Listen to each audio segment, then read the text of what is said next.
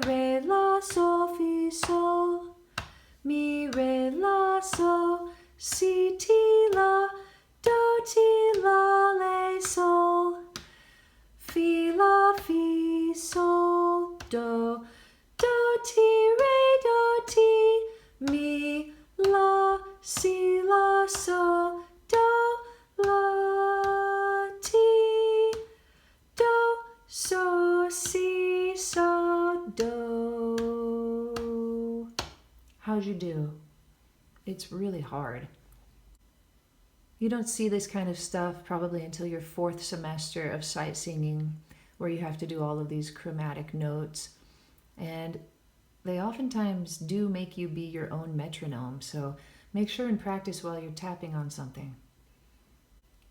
These are good exercises though.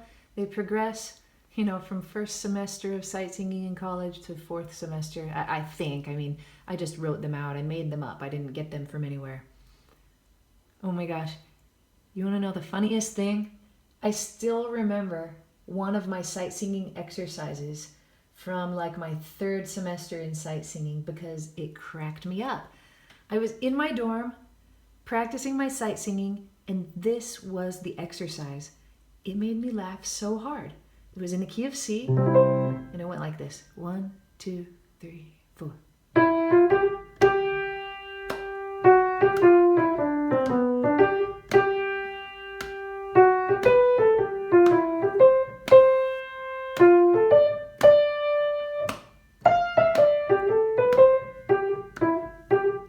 And they wrote out all of the swinging with dotted 8th to 16th note, and it made me laugh so hard. And my roommate thought that I was nuts. Sight singing can get to your brain. It can make you loopy. Look at that. It made me loopy all those years ago, and I still remember the exercise. That's because it was absolutely hilarious. Especially when you sing it, that's hilarious. Sounds like circus music. There ought to be a clown on a unicycle. Go ahead and practice along with this. It's kind of a video to help you in your practice, isn't it? And go ahead and make up your own. You can buy yourself a sight singing kind of book, I suppose. You're gonna run into some really fun people in that part of the bookstore. But quiz yourself. Be a good idea to do it before you get to college. That's when you're gonna need it. But for all practical and intensive purposes, if you're out of college, if you're not an educator, for Pete's sake, throw it away. If you're not a singer, that's the last thing. Or if you're a singer who's familiar with an instrument, get rid of it. That's what I say, get rid of it. Composers might need it at times. I just don't think you're gonna need it. I think that being able to sing pitches is just as valuable and even better because you won't sound so corny. Thanks for watching Aimee Nolte Music. I'll see you next time.